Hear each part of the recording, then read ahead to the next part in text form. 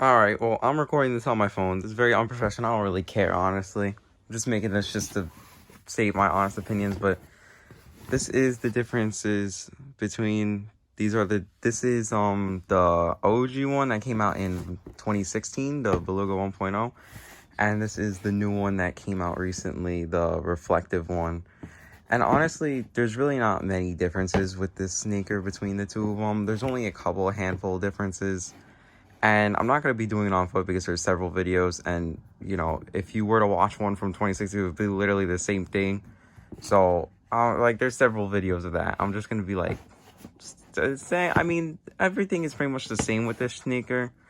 I would just say that there's a few differences. The one thing is right here. You can tell that the shape is a little bit different.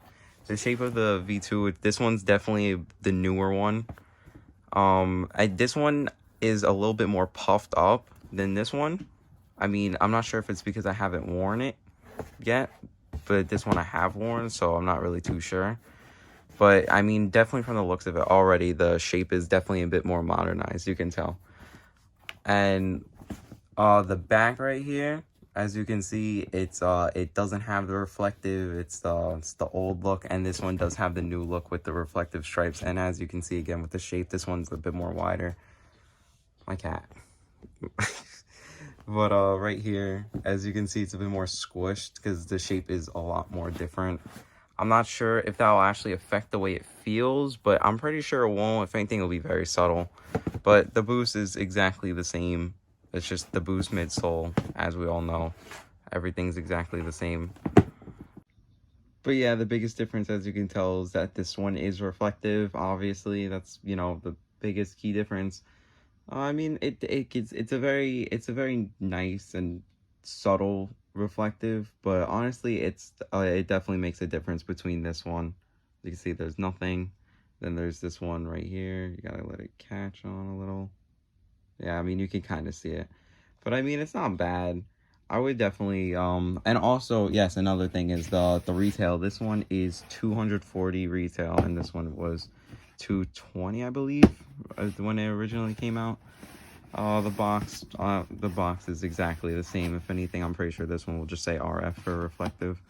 But everything else is the same. The laces are the same.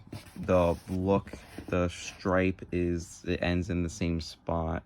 It doesn't really look that much different. Maybe this one fades a little bit earlier than that one. But I mean, yeah, the fades kind of look, maybe this one's a little bit longer. These are both size 8s. The fades definitely do look a little bit different, not too crazy. But yeah, it's very subtle differences. It's pretty much just modernizing it and keeping up with the original one. And keeping up with the modernized versions of the Yeezy, which is, you know, that's pretty much the only really key differences. The laces aren't reflective. I don't know why. I was kind of hoping that they were, but whatever. But yeah, that's pretty much the only differences between these two sneakers. They look the same. This one's just modernized and reflective. This one is just the classic, the first one to come out. So, I mean, it's pretty cool that they definitely did a semi-restock of it, but changing it up a little to keep this one, you know, the signature original, but keeping this one the original, but changing it up a little so it's somewhat different. But yeah, I think it's a pretty good shoe. I think it's nice. And yeah, yeah, whatever. I don't know. Horrible review. Who cares? But whatever. Post it. Thanks for watching.